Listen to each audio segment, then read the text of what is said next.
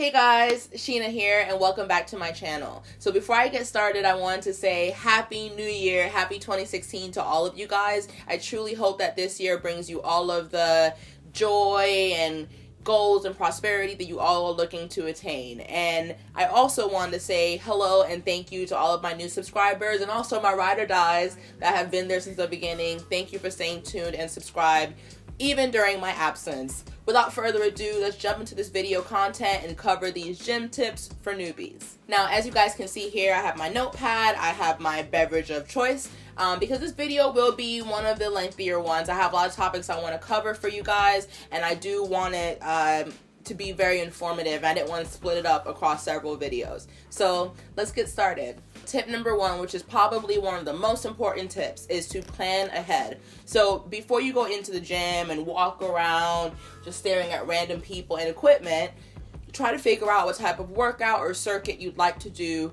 by the time you get to the gym. What I used to do when I was first starting out and I was super newbie is I would actually go on Instagram or Google and I'm typing things like hashtag leg day or hashtag arm day, and I would figure out workouts that other people were doing, kind of looking at what machines they were using and things like that. So once I got to the gym, I had a decent idea of, oh, I plan to do squats today, or oh, I want to lunge with free weights, or I want to use the cable machine. I just kind of had things in mind so that I utilized my time to its max and I wasn't just walking around the gym just idle and uncomfortable. Another reason that you definitely want to make sure you plan your workouts in advance is because, just so you guys know who may not know, in the fitness industry, bodybuilding, things like that, it is rare that people work out their full body every single day. Just because your muscles need time to rest and to recover, and that can't happen if you're stressing them every single day,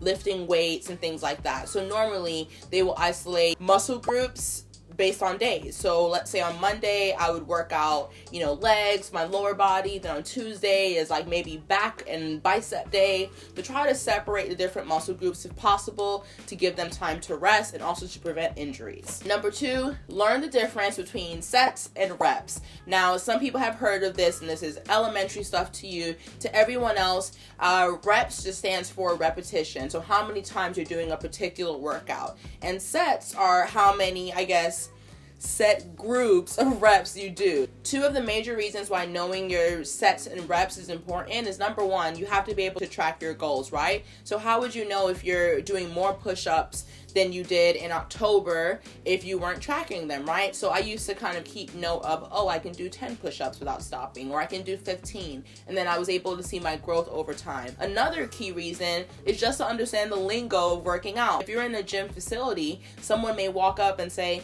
hey, can I jump in after this set, or how many more sets do you have? And I guess it's just kind of cool to be able to speak to that and say, you know what, I got 2 more sets, and then the equipment's all yours. Number 3, which is not only important but also a major pet peeve of mine, Facebook and social media at the gym. It's not saying that it's not okay to snap a selfie here or there, or to update your status and say, in the gym going hard, because maybe you want to inspire, maybe you're looking for inspiration. But I would go to the gym endlessly and see people chilling on machines, just playing on their phones, scrolling through Facebook. They are so in the zone, they have completely stopped working out. If you're going to the gym, you're spending your money, you're taking time out of your day, make it purposeful. We have social media to look at all day long. We have social media to look at once we get home. But when you're at the gym, try to stay focused on being there, getting your money's worth for being a part of the gym, Number 4 is always practice gym etiquette. Just like school or the workplace, there is a particular etiquette that comes with that environment, right? So in school, you have to learn,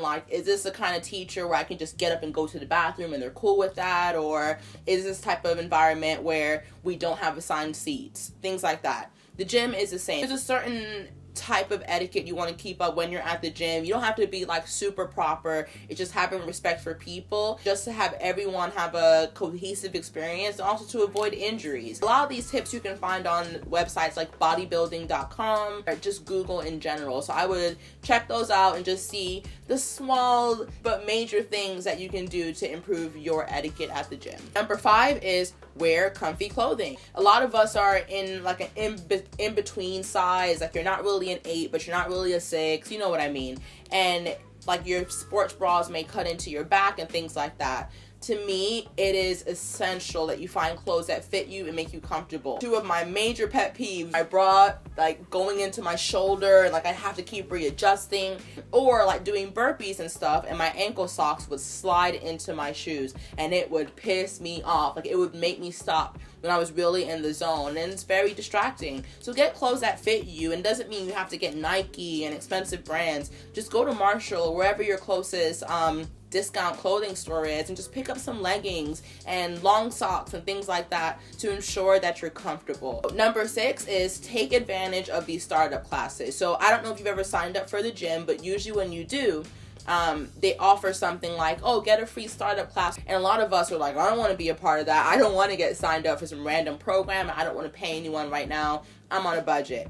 That's totally fine, because this intro class is actually free and you guys should totally take advantage of it. What you get is a personal trainer to pretty much walk the gym with you, tour the gym for about an hour, and they'll answer all of your newbie questions. It's the perfect time to do it because you're getting advice from a professional who does this every single day. Your gym offers like intro classes, or get with a trainer for a one-day session. Do it, take advantage of it. You do not have to sign up. There is no contract. You can just say thanks for the help and then come back and learn on your own. Number 7 is, if you are really lost, like you just don't know what you're doing, or maybe they didn't have an intro class where you got to pick up some tips, just read the machines. I would see a lot of people not even look at the sticker on the side of the machine, just jump on, the seat is not adjusted correctly, and they're really not working any muscle groups. They're just hurting themselves, if anything. Always look at the side of the machine. There will always be a picture. It tells you what muscle group it's targeting and also shows you how to use it and how to adjust it. And if all else fails, there is always going to be someone who works there. You can just simply call on. If not, you can always point out that one person in the gym who obviously comes every day. Go ahead and just tap them and say, hey, I'm really sorry to bother you. Do you know how to work this machine? More than likely, they are going to be so happy to help. So don't be afraid to ask. Number 8. Start sweating. And there are some people genetically that just do not sweat. And I know people like this. It's okay, I understand. But most of us, we sweat. And me personally, I sweat in like my scalp area. And then I also like sweat down my neck. Like, I get pretty sweaty. But I feel like if you're at the gym and you're not sweating and you've been there for an hour plus, it makes me feel like you're not doing the max that you can, not getting your heart rate up high enough. So if you're doing a workout and you're able to talk on the phone, you're not working hard enough. If you're working out and you're really going to your max, you should be winded. There should be some type of sweat droplet on your forehead. You should feel like, whoa, I'm going to the max. My heart is beating so fast. You should be so ready for that rest in between. It's just understanding what that point is for you. We've all been in gym class in high school or in middle school. We know what that felt like, having to run the bleachers or whatever. You know what it feels like. So get yourself to that point that you need that rest. Take the 30 seconds, take the minute, and jump right back in. But if you want to get max results, start sweating. Number 9 is to track your progress. When I first heard this, I couldn't stand doing it. I was like, why am I having to carry around a little book and like track what I'm doing? Who cares? But over time, when you do start tracking your results, you're able to see like, wow, I'm really growing. Last week I was only able to do 50 squats. Now I'm able to do 100 plus. I'm not winded after 2 minutes of running. You're able to really see your progress, and you're able to avoid plateaus. And plateaus are simply when you do the same type of workout, same type of circuit, and your body is so used to it that it stops changing. Like, have you guys ever been into like coffee or an energy drink and you keep drinking and you're like, whoa, it gets me hyped. Like, I am ready to go. And then after a while, you don't feel anything. It's just like drinking soda or water. That's what plateauing is in the fitness world. You need to change it up. And sometimes being able to track your results will help you be able to change it up as well and keep your workouts exciting and purposeful.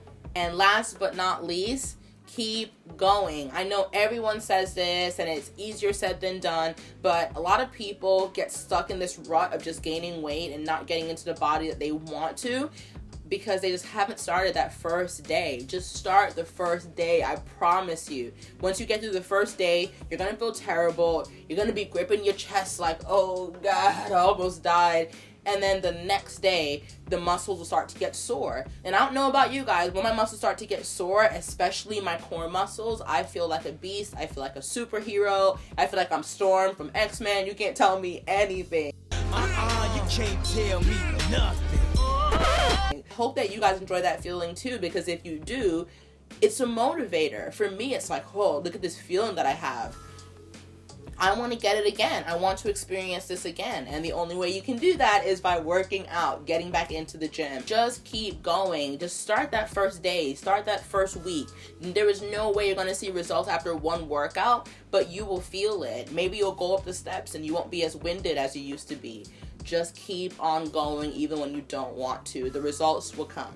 Before I end this video, I did promise that I'd share my gym bag, so I'm gonna do that really quick. Here is my gym bag. It's just a tote. It's not like a fancy, like, big Nike bag. I don't really ever carry clothes and shoes with me. I'm normally dressed to go when I go to the gym, and these are just the extra things that I bring with me. First, most important, of course, are some headphones. These are the Beats by Dre Solo 2 headphones. Come with a detachable cord, which I love. They're nice and big, and they work pretty decent for noise canceling, and they get super loud. So I love these. I don't go to the gym without music. Second is a magazine or a book to read. If you're someone that likes to kind of burn out on the treadmill, or maybe like the Stairmaster or something like that, I like to have some type of reading material to block the screen. I hate looking at it because it feels like time doesn't move or you're going backwards in time. I like to bring something like this with me. The next thing is a journal of some sort. So remember I spoke earlier about tracking your progress. Get a very like small, cute, lightweight journal just so you can be able to track your process and your progress.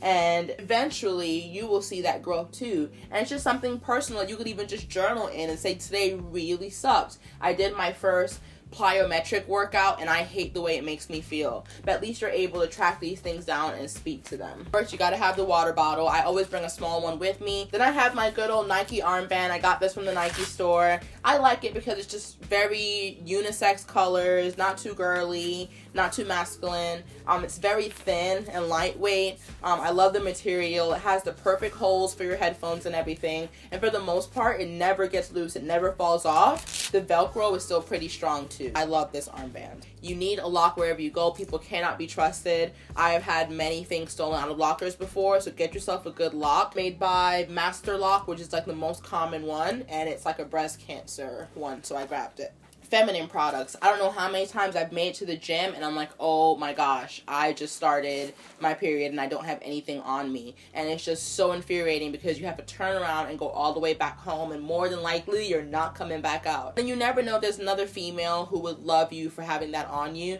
to help them out. Alright, so that's my gym bag. This is the end of the video. I really hope that you guys enjoyed all of the tips, all of the items. I hope you got some type of inspiration or some type of information from this video that will help you towards your next workout. If you guys have any questions, definitely let me know below. But also keep in mind, I am not a nutritionist, I'm not a personal trainer, and I'm not an expert. I'm just someone that has been doing this thing, doing this fitness life for a while now. It's been about 4 years, and I was able to lose about 20 pounds by myself, just following these methods and really staying consistent. So I hope you guys enjoyed it. Again, post your questions below. If you have any tips, post them below as well, because I know that I could utilize them and I'm sure somebody else could. So until next time, I'll see you guys in the next video. Bye.